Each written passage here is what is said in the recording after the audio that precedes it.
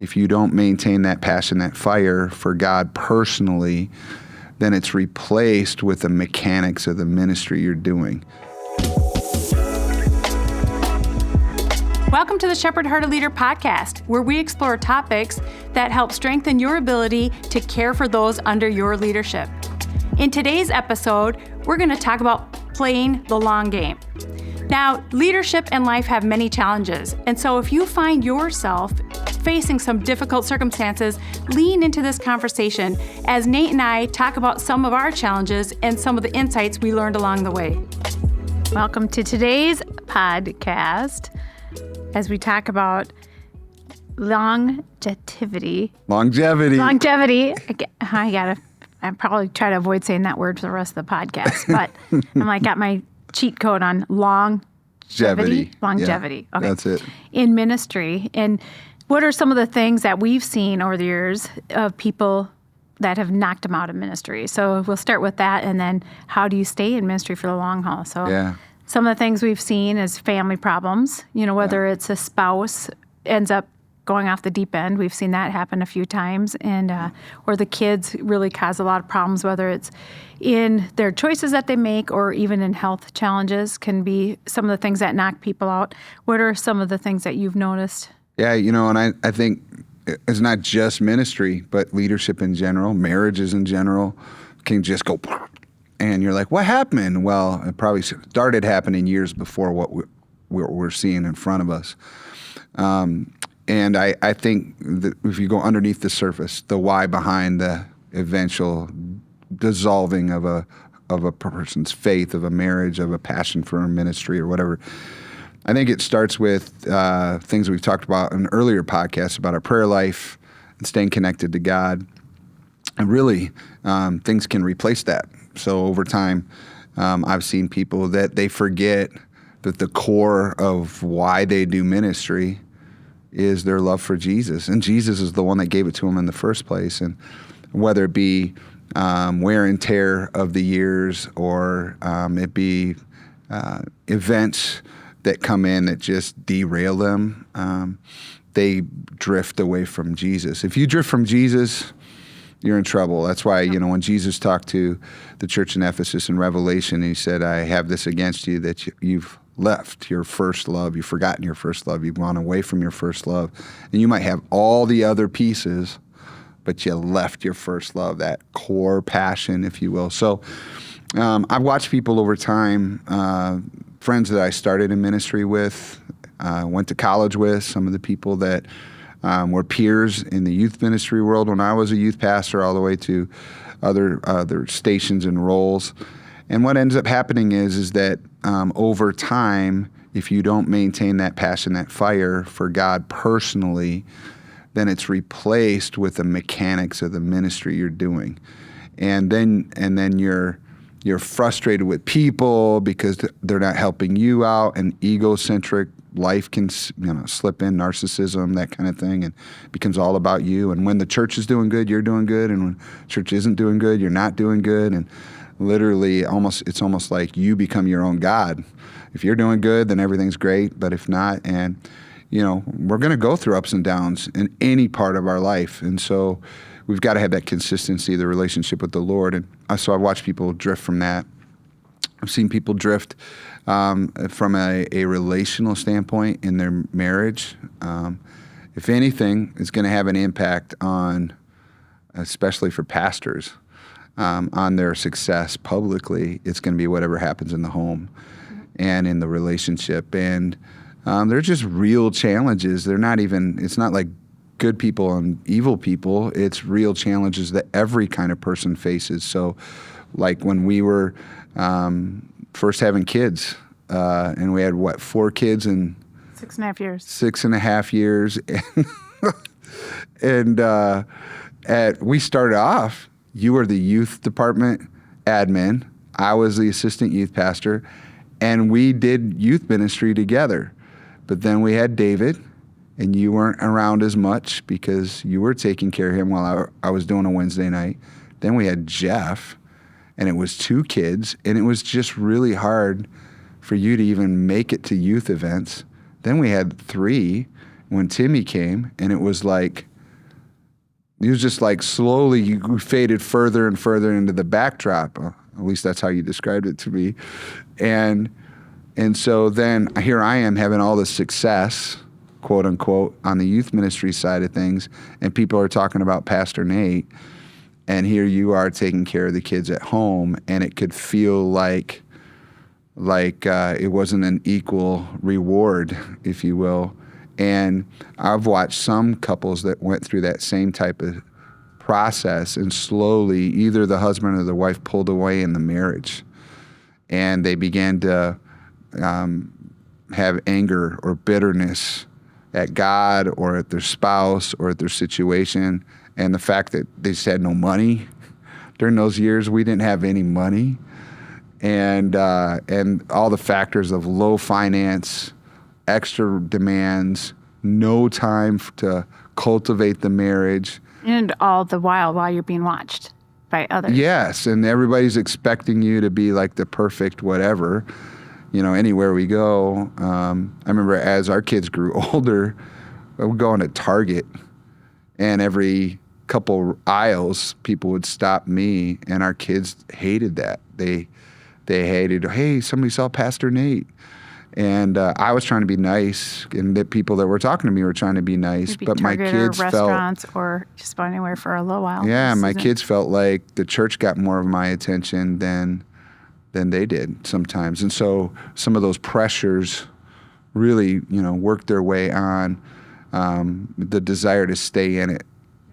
I'd say I remember when we were young in ministry, the founding pastor's wife would always talk about how your marriage is your passport to the pulpit. And so if you don't keep that going well, everything else it disqualifies you basically. And so that was something that, I'd have in my backdrop and in my mind going, I don't want to wreck life for Nate, and I don't want to wreck life for myself, but also just, working through the tough stuff. I think some of the things I've seen with people in ministry is like the gap of expectations and the lived reality, and going, okay, how do we make it through this? And I think over the years, one of the things that I've discovered is just going, okay, I got to submit to the Lord, and this is not forever. Like everything has a season. I think we've seen, for sure other people have financial problems, and that, drives a wedge and creates problems to stay in ministry because they can't afford to, or they can afford to, but they don't want to be broke. And that becomes a hardship. There's also times that I've seen where ministers or people, they have relational issues. So whether it's people on staff or maybe their first job, they worked for a pastor who was a narcissist, and it became all about them. And so there's kind of like the hot topic lately of like the church hurt and why people are really breaking out their faith and, what is it, deconstructing their faith. And I feel like a lot of times with the deconstructing of faith, it's kind of the sifting, it's the dividing of the wheat and the tares and going, okay, biblically, the Bible talks about at the end times that there's going to be a great falling away. So is this like the sifting of, are we really in or not? But, for sure, people have some genuine concerns, and there's been some people who've really experienced some poor treatment in the name of ministry. Yeah. So, never to excuse that sort of thing. But let me just talk to that. Yeah. The why do people quit?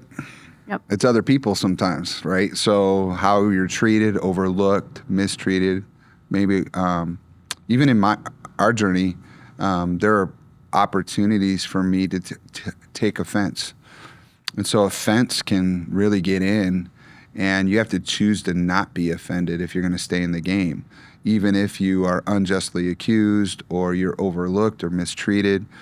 The heart of a shepherd is, if you're going to stay in the game, you can't take offense. It's the bait of Satan.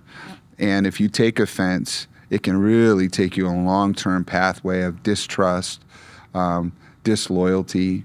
When you're hurt, you feel like you have a right to talk behind other people's backs sometimes. And if you do that, then God's not going to bless your journey either. So God is the one that promotes. And if you're in a state where you're stuck because you're offended, it can prevent your own development and staying in the journey.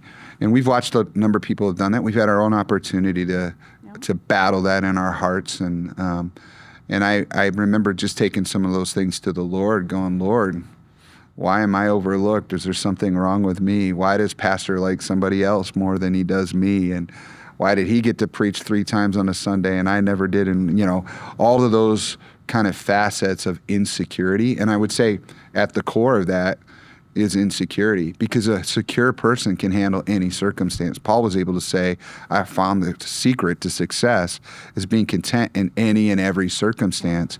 So I think, even in our own faith formation, our capacity to take the things that really bother us, take them to the Lord, and then also find ways to process that, to find a different way to get out of that kind of thinking, because your only option can't be get bitter, and it can't be ignore it. Yep. So like having trusted mentors or leaders that you can talk to that know you're not coming to them to gossip. You're coming to them to process and gain wisdom. So I had Dr. Anderson at North Central, the president of the school, while I was a youth pastor, and then including when I, of course, worked at North Central. But I could process with him, and he didn't go, it's okay, boo-boo. He didn't go, it's all right. Yeah, you're right. You have a reason to be angry, and you are being, you should do something else. He would go, well, buck up and take it, buddy. This is real life. And yes, that's not right, but if you take care of your heart, God will take care of you. And I had some strong coach type figures that also I could vent with, that didn't just pat me on the back and give in to my self-pity, but they enabled me to be strong in the middle of it, and I stayed in the journey. And instead of feeling like a victim, I became somebody that was strong in any and every circumstance. Now, I remember the one time that was a pivotal time for us staying at Emmanuel when you were a youth pastor, is you were speaking. We had good a number of people in the youth group, but then there was another youth pastor that was getting a lot of favor. So we're like, okay, your assistant going, is it time to hand the youth group over to him? Is the Lord speaking? Are we trying to go somewhere else? And how, just maybe explain to the young leader, how did you sort through that, whether you should stay or go, or what'd that look like? Yeah, and even at that time, some of my preaching was starting to grow, and we had an evangelist in for a camp. I'll never forget this. And he came in, we went out to lunch, and he's like, Nate, there's not a lot of evangelists out there anymore. Maybe God's calling you to be a youth evangelist.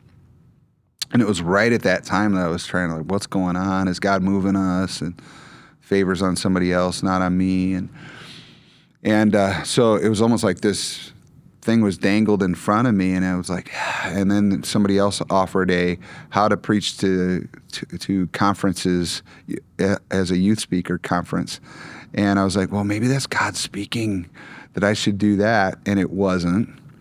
And all during that time is when I drove down to talk to Dr. Anderson. And I will never forget the conversation I had with him, because it sounded so like I didn't know how to start the conversation. I'm like, Dr. Anderson, I want to talk to you about something. I don't know where to start. And he said, well, just start talking.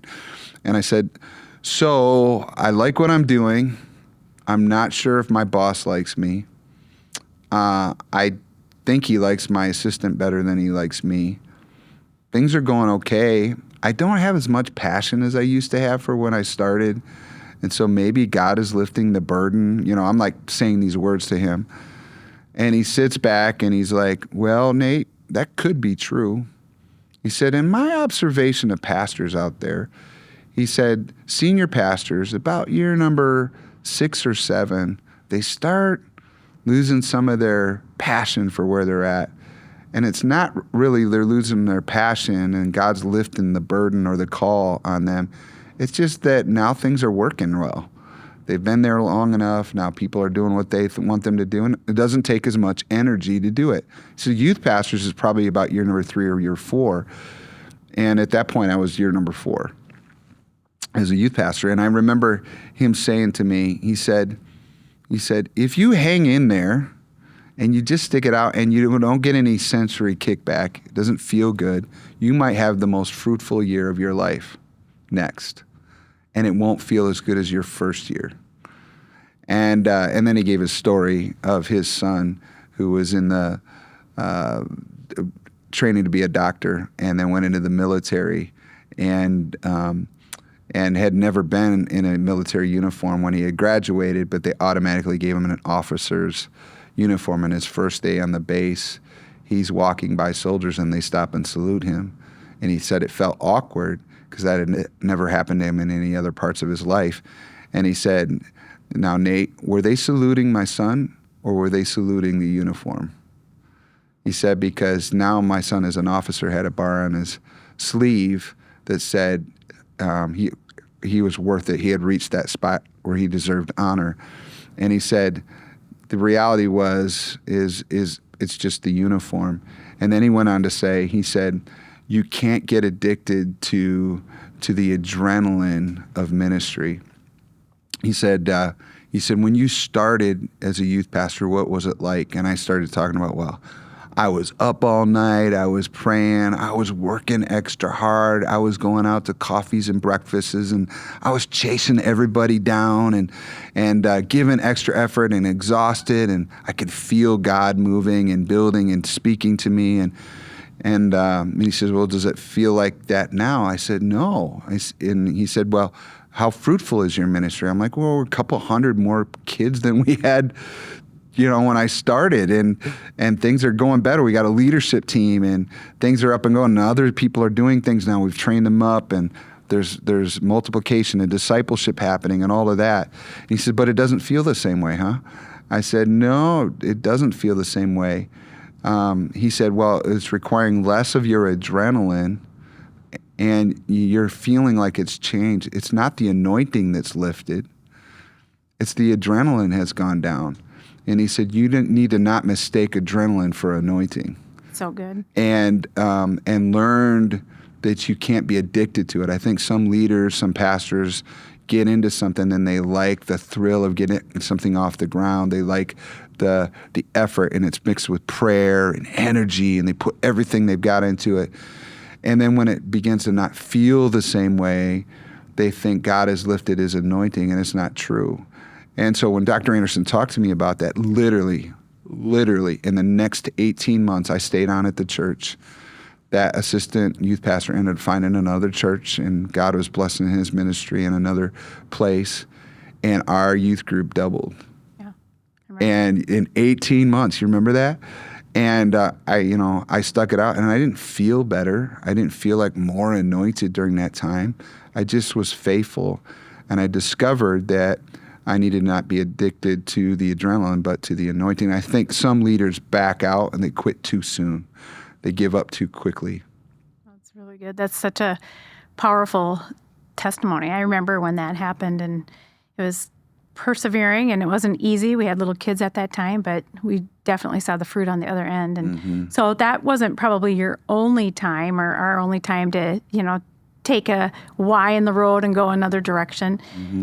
Let's talk about another time that you were able to have another opportunity. I mean, opportunities always came, but another time maybe when you thought, well, Lord, are you moving us? And I think that was sometime later from maybe you've gone to North Central and now we're trying to figure, are we going to go back to the church world, that kind of thing. And Yeah, so I always want to be faithful to the last thing God said until he moves me. Yep. So that was always, I don't know what I'm going to do next. I'm just going to be faithful to the last thing he said until he moves me. And so when he moved us to work at North Central, it was me to work at North Central. It wasn't me and you, Jodi. So it was very different. We weren't in it together in that sense. And we kind of got our legs during that time because you grew.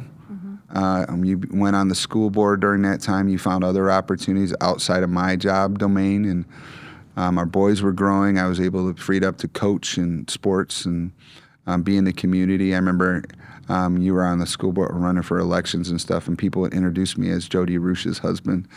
And I loved that season, but there was a point while I was at work, and I was now a vice president, and I oversaw admissions and financial aid and church relations, and it was very unlike what I did as a pastor. I had more business meetings, and I was involved in more education industry type things. And something inside of me, I love preaching, so I continue to have opportunities to preach outside of the school. I would be asked to speak in conventions and camps and churches. And when I would go, it felt so great. I was like, I'm back in this. I was like, this is awesome. This is me. And I called it coming up for air. And I was underneath the water the rest of my career. And there was a tipping point at which I wondered, is this God's permanent assignment? Am I going to be stuck here? And I prayed about it, and I was willing to do whatever God asked me to do and not hug the uniform, not seeing my identity in that particular uniform, but in the call of God, which transcended whatever I was doing in that one space. So I could be available for God to use me when I would travel and speak, and in the school and anything else. And everybody saw me as a different person. Some people in the school saw me as a vice president. People out in churches and districts where I would speak, they would see me as this education guy, but he has a call of God in his life, and they recognize the gift in that space. So I wasn't necessarily getting affirmation from people. I had to rely on only affirmation from God. And it was right about the time that I thought it was all done. I had been pursuing my doctorate, and I thought, well, whatever, maybe I'm going to stay in the school world. And I remember we were on a retreat, and you had asked me a question. What was that question? Yeah. You're not going to go to North Central, are you? Is that one? Or you said, no, I was already working at North Central. Okay. You had asked me, do you think you'll ever pastor again? Yeah. And we've had opportunities in previous podcasts, too, to tell our story. Yeah, so but this is the point at which I could have just settled. Yep. And I think if I would have settled, that I would have maybe not had the kind of longevity that God wanted us to have. Meaning, now God was beginning to put the very beginnings of a different burden for the future role, and it ended up coming back to Emmanuel to be a lead pastor. But right in that juncture, I could have settled, and everything around me said that's what I should be doing. Yep. So I think staying close to the voice during those seasons is really critical. And so then we had to wait, and then God did speak.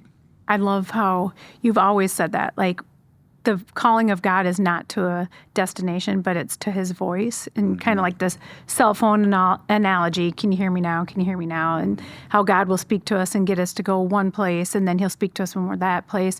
And I've really seen you live that out, and you've helped me to live that out as well. And like several of the opportunities along the way we've had is like, youth ministry job at another church back in the day. And it was like, is God calling us? And we didn't feel like God said no, but we didn't feel like God said go. Yeah. And your mentor, Pastor Benson, back then had said, well, then that means no. Yeah. And so that was something that we kind of put in the toolbox along the way, is like, if God doesn't say go or he doesn't say no, we're staying put to the last place he called us. I think another thing that I've watched you is just stay consistent. So even when things get hard and other people have opportunities, or they'll come, and I'm even watching it again now as there's more opportunities that come your way, and people like, I feel like God wants you to do this. And you've got such that tight relationship with the Lord that you know his voice. And a lot of people can have good intentions where they try to steer you from one job to another, and all about opportunity in the next thing, but say, nope, if God did not say go, I'm staying. And so I love that about you and about us. Thanks. I think there's other things along the way. Like, so we've stayed in ministry, the longevity in ministry for like 30 years. Can't even believe I can say 30 years. So it's been a number of different roles. So it's youth ministry as assistant youth pastor, then it was the youth pastor, then it was a role at North Central, then it was a VP role at North Central, then it's the lead pastor at Emmanuel. And just looking at all the different opportunities, we've had things along the way. And I think about even more recently during, we've had COVID and lockdowns and different situations. We saw a lot of pastors choose to transition their church, even people that are similar in age to us. And they're calling it quits and, going to go do the consulting thing, or, take, which, if that's what God's calling them to do, it's great. But how did you navigate some of those challenges where you've got people leaving the church because they're misunderstanding things? You've got people who are scared because of, the diseases and the things that are going on in the news, people who find themselves aligning politically. And how did you stick to ministry and persevere through that time? Yeah. Well, that's a lot of things, but I think it goes back to where my security is in. Insecure people have to go cover or do something, or it's fight or flight. But secure people stay where they're supposed to be until they're asked to move. And I'm just on assignment from God. And I need to stay there all the way to the end until the whistle blows, if you will, like in a football play, and you play until the whistle blows. I need to stay there until then. And when it's tough and when it's hard, I go back to who called me, who put me in this place in the first place, and has he released me? And if not, I need to talk to him about it. I need to ask for help. It doesn't mean I haven't had moments where I felt like quitting or feel like maybe the mantle has lifted, or if it can feel like people are leaving you, so maybe you're not a good leader. And I just go back to God and go, well, God's going to use me as a broken leader until he reassigns me, and I'll accept his assignment. And that's submission, right? So I'm submitted to the Father, just like Jesus when he went into the Garden of Gethsemane, when he said, Lord, if you will, can this cup pass? And if not, nevertheless, your will, not my will, be done. That's how I have to live. And I literally stay in that zone. The events around us it's kind of like the ground underneath the feet of pastors has eroded, and it's shifting and it's moving. The commitments of people to church it's not where it was. In the last 3 years, it's like sped up, this kind of occasional commitment, sort of committed to church.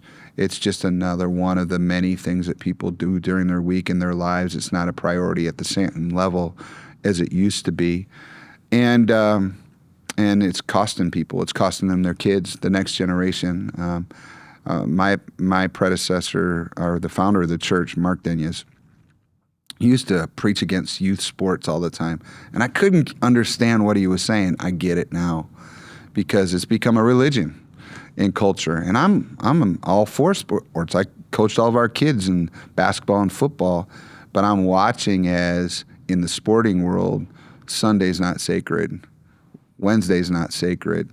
And so parents now are Uber drivers to take their kids all over the place. And then if they can fit church in, they will. And they're exhausted and all of that. And I'm watching that as a pastor. And then we hit COVID, and we hit George Floyd, and we hit the election all in 1 year. And it was like, it was a collision of storms. And when that happened, some of the things that had been happening all along came to the surface. So it wasn't like started then. It had already begun. And I realized that I was not the only shepherd in people's lives. People were listening to their favorite podcast or news person or prophet or whoever it might be, and then they were measuring that person who they would listen to for 10 hours a week to my 30-minute message on a Sunday. And frankly, I wasn't their shepherd.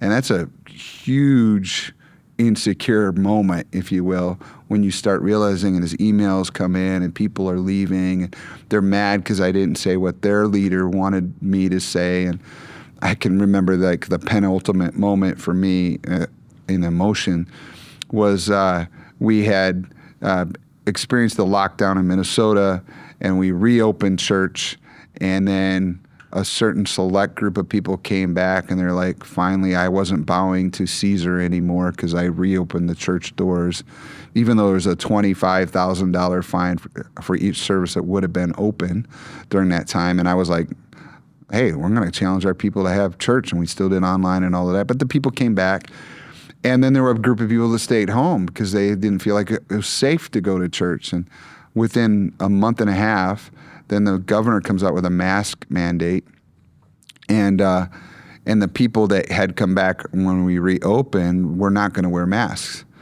And so we had a choice to make because they were asking every public organization to have a masking requirement. So we put it out there. We weren't going to have anybody leave the church if they didn't have a mask on, but we said, okay, I'm not going to go to jail over masks. We're still going to worship and that kind of thing. Well, the very people that came back in June left in August because they were mad about the mask thing. And then a group of people that had been staying home came back to church. And now I was pastoring a whole nother group of people. And meanwhile, we don't know who's really with us and all of that kind of thing. So all that to be said, that's why a lot of pastors went through just frustration. And were you speaking enough on issues in the street or not enough? And then I was getting in my inbox these videos of prophets and pastors in other places in the country that were speaking to us, and people were, in our church were passing them to me as if I needed to listen to that, and I was done. And I remember I just like, I don't want to be bullied into preaching somebody else's message. I only want to preach what God has called us to preach here.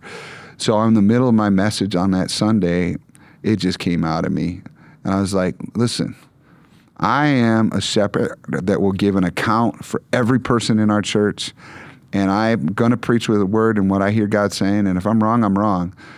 But I'm not going to preach somebody else's message, and if I don't want anybody else to send me any more DMs with videos from some prophet or some pastor in Kentucky who's not going to stand before the throne on your behalf and have to preach his message. I'm done with that. And I at the moment, I was like, I'm risking losing anybody that's left in the church. And our people stood up and clapped. So I think even the people that disagreed with me, because I had stood my ground, at least said something. And so I remember the emotion of that. And many of my friends just grew tired of that relentless pressures and expectations. And meanwhile, who's coming back? And many churches, even to this day, are, people have left and nobody's come back, and the church numbers are down and their budgets are down. To God be the glory. We've reached that number, and people have come, but I don't think it's the same people who have come back. It's new people, and God is building his church. And I've just realized that I'm not responsible to make our church perfect. I'm just responsible to shepherd the church. And we'll go after the sheep, and if they refuse us, we'll bless them. Hopefully they land in another church. And then we'll pastor the flock that God has given us, not the one we wish we had. And if we pastor those people, I can stay in that zone. So for longevity, I've got to stay in my lane. I got to remember what God has called me to do and what he hasn't called me to do. And if I stay in that lane, then I can survive whatever. And it's not about me. I think about, you say it's not about you. And sometimes as the wife along the journey, sometimes I can feel like, well, when is it ever my turn? And I kind of said that before, but it's really easy to get sucked into all of the scrutiny and all of the other things going on in life. And I feel like when you're in ministry, like my sister will say it this way, it's like you go into the meat grinder and come out sausage on the other end. It's like there's a process of change and dying to yourself and things that ministry does. Or, if there's a clink in your armor, it's going to come out with ministry because there's just so much pressure coming from every side of you. And I think about in our own relationship, in our lives, I know there was a few times that stuff that was going on with me or the kids made you maybe want to quit. I know when we had our third son and I had a bout of insomnia, and it was in the summer, and I think you had like 12 weddings in a row, and you were a youth pastor, and I was not able to sleep. I had all this crazy hormone stuff going on, and you're like, am I going to have to quit my job? And we made it through, persevered. It was tough, We had a lot of help, though. We had a lot of help. That helped. Marcia Olson came in, the clutch, and some other people did that took care of the baby so you could sleep. And So worked through that. But then that was just like one thing. And then later on in life, there's challenges of going, okay, Nate, we're back at Emmanuel. You have your place. What's my place? And as you're transitioning in a church, there can be pressures on you trying to help your spouse find where I fit into the church. And, we can. And if mama's not happy, ain't nobody happy. Yeah. So, not that we've got it together. We don't. But maybe we just pull back the curtain a little bit and just share how we navigated that season that was a little bit tough there in ministry and how to stick with it. Yeah. So We had the backdrop of pastoring teenagers, me finishing my doctorate. On the church side of things, we were doing a building program, capital campaign. So it never slowed down. And it really hit you hard. Yeah. I was working. I felt like the Lord said to work a part-time job. I worked a job somewhere else, not at the church, kind of give you space. And I felt like, I'm got this leadership in me, and I had been on the school board for years and was used to being a leader in the community. I come back to the church. Church wasn't really ready for that. And maybe in reality or truth be told, maybe you weren't ready for me to have that position. Remember back in the time when you're at North Central and you were Switzerland, where you're like the neutral person that everybody came, staff people would come and they'd go various to you churches, from various churches, get counseling, going, how do I navigate this difficult situation? And so many times it ended up being they were having struggles with the pastor's wife. So you've got a little bit of that in your backdrop going, I don't want Jodi to get scrutinized. I don't want me to be scrutinized. Like, how do we find this safe place for my wife? And Dr. Anderson, talking to him as we came back, he's just like, Jodi, what's your role going to be when you come to Emmanuel? I'm like, I don't know. And he goes, don't do anything. You don't want to have a bullseye on your back. Like, take a break. Don't do anything. At first, yeah. At first. And so I did, take a break. And during that time, God used a boss that was pretty tough on me to reveal some things in my life that I needed to deal with. Yeah. And I didn't know then that what I do now, that God was helping me and preparing me to do more ministry here at the church. And so, talk about that, because the way you were wired, you work really hard to be perfect. You work hard to be perfect and for compliments. Like, who needs money when you got affirmation? So like, if people say positive things, I always worked my way up in whatever job I had. I would work really hard and get promoted. And I ended up landing in this job where my boss didn't like me. And I'm like, this was foreign. I didn't have a situation where I had a boss ever that I couldn't please. And so went through some times where I'm like, finally looked at you and I'm like, Nate, I think there's something wrong with me. And you're like, what? I go, I think I need to go to counseling. I've got this boss who is just like hard to please, and I've got all this anxiety. She shamed me a couple times in the office or whatever, but it was like God was using it. And I'm like, okay. And so you're like, sure. So we went and found a counselor who specializes in ministers, and I talked to him, and then, I was thinking, just give me some ways to deal with my stress, and he gave me some thoughts, and then I'm like, okay. And then he asked me a little bit more about my background and my life, and he goes, oh, you're going to be here a while. And I'm like, no, you're going to need to be here a while. And so, through the next year, I worked through some stuff that I didn't even know I had, issues, insecurities, some things that needed healing in my heart. And that really helped me to be able to step into places of leadership when God opened up the door later. But through that time, it's not easy when you got one spouse kind of reflecting and looking at their lives, because all of a sudden it's like, you talk to the counselor on Thursday, and Friday is like this big explosion of emotions that you got to hear and handle and unload. And so going through that time, and then I got to a point where, it's like there was so much going on. I'm like, Nate, this might be okay for you, but this is not a pace that I can live at. I can't handle all of these things going on at the same time. And then maybe you talk about how you handled that time. Well, first of all, what you're describing, I think, happens with everybody in different ways. Our family of origin, the way we see the world, the way we process stress is a result of things before we ever got married, right? And then we carry that into marriage, carry that into ministry or a career. And when that comes in, it kind of takes a back seat to all the things we're doing. We're having kids, we're establishing a new career. We don't pay attention to some of those things. Then you get to a spot of conflict or a fallout or a meltdown or something, and it comes to the surface. And it's really important when it does come to the surface to do something about it. If I broke my arm, my physical arm, I would want to go to the doctor who knew how to fix my arm. I wouldn't just go, it's okay. It'll heal eventually, because that could actually heal in an incorrect way, cause lifetime pain. That's the same to be true of our inner world, our emotional, mental world. And I think sometimes because we live in the spotlight or we live in a glass world of leadership, that we don't want to deal with that, or we think that somehow it's going to harm our public persona if we have a crack in the glass, so to speak.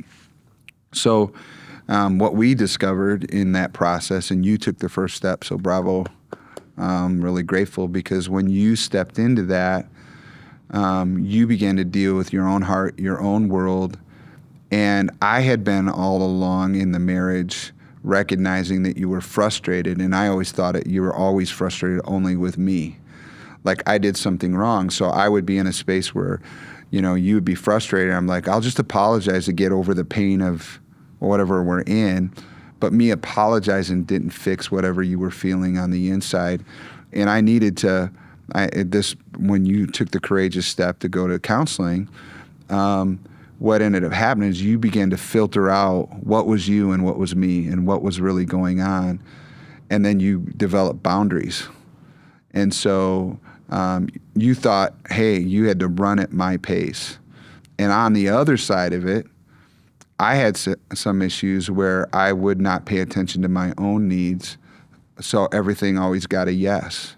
And I would run my life to the limits, and I would stay up too late, and I would get up too early, and I would take on more than I should have. And I thought, well, I can handle it. And God tried to wake me up through several episodes. I had a grand mal seizure at one point that meant that I needed to have at least 7 hours sleep a night, which really helped us. No. And I learned that I was not the Messiah, that I wasn't the superhero that could do everything. But I still had that kind of wiring in me. So even when we went back into pastoring, I kept adding on new challenges, and I just had faith, we can do this. And you were silent. And then when you went through that moment where you went to counseling, now all of a sudden some of those hidden frustrations or worries or just fatigue came to the surface that became very helpful, because I had to begin to change. And it really, what initiated my change in that journey was when you wrote a letter. So describe what you wrote. I just basically said that I did not marry you for the things that you could do, that I married you because I wanted to be with you and spend time with you, not for all these great accomplishments. Yeah. And just there was times you'd say you were working really hard and trying to achieve stuff and couldn't say no. Probably my backdrop was being forgotten. And so just kind of going, hey, don't forget me. You got married too. It's not just ministry. It's, you got a wife.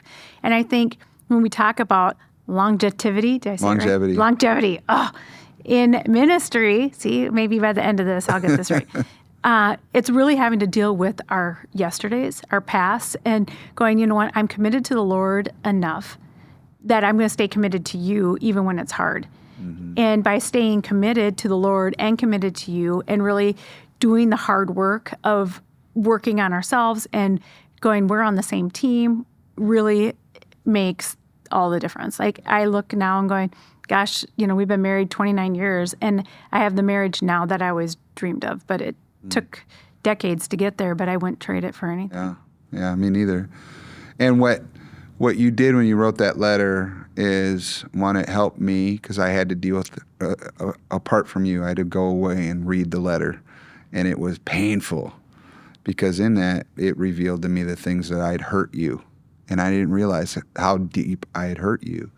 And your need was to be noticed and wanted and a part, and my actions were showing you that I was overlooking you or forgetting you and leaving you behind. Even though in my brain I wasn't doing that. I was home all the time. But when I was home and I was working on my doctorate, I was home but I had my laptop out. And that said certain things to you, that I wasn't with you, that I wasn't noticing you. And I think it said things to our kids too.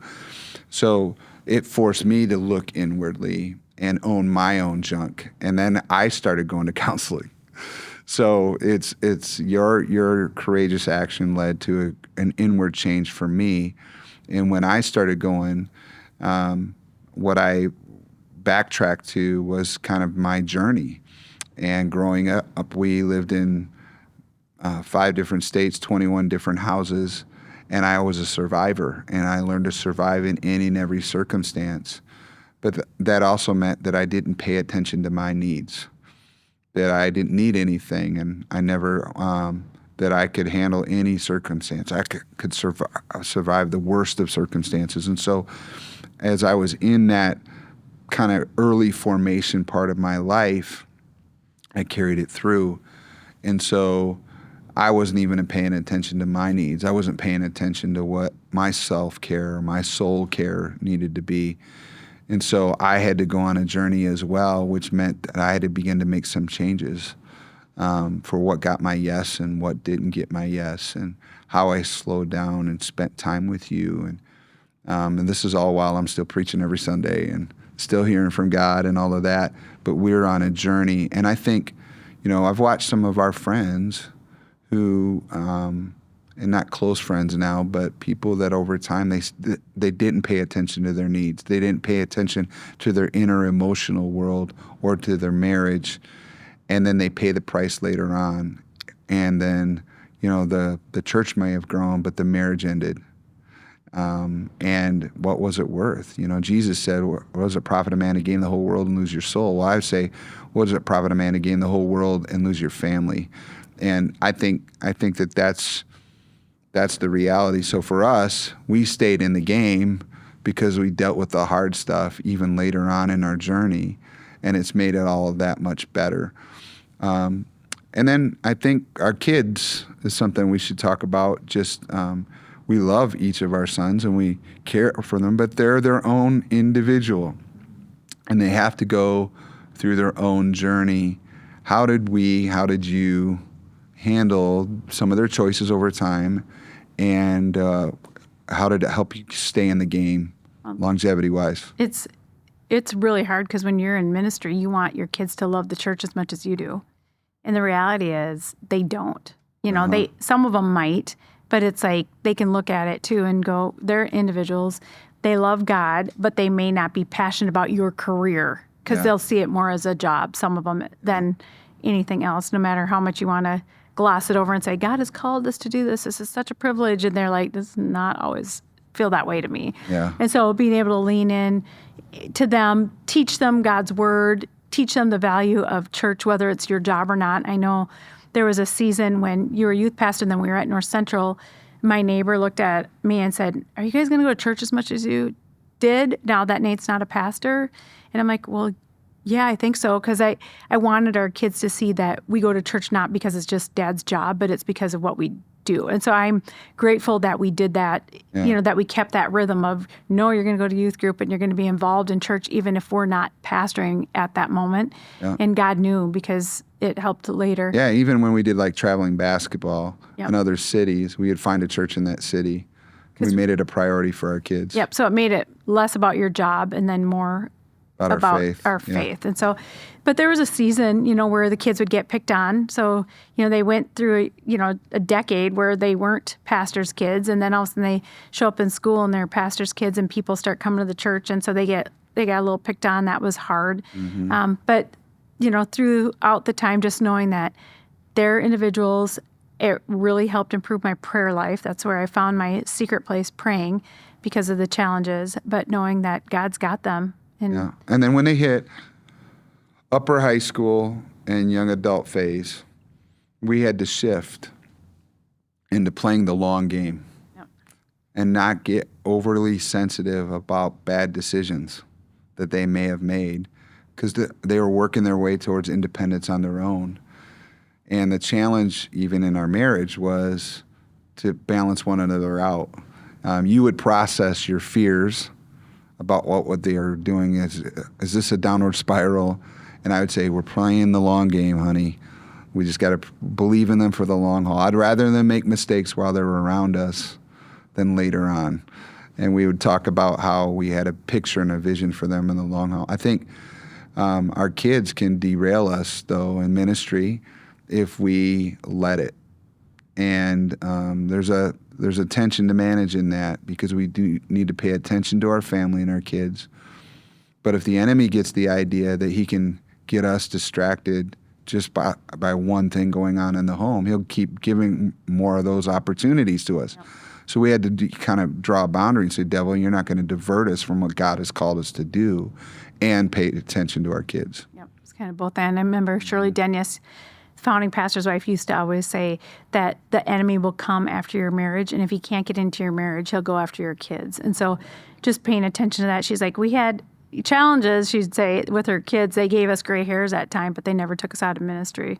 And that during those seasons where the kids were really challenging, I would meet with her once a week. And so I think that's kind of one of the themes that I'm hearing from you, and even in my own life, having other mentors, having people in ministry, being able to lean in and get help and wisdom and counseling, whatever it takes from godly people who really have been there before us, really, I think, helped us make it for the long haul. Yeah, and we've had to chase them.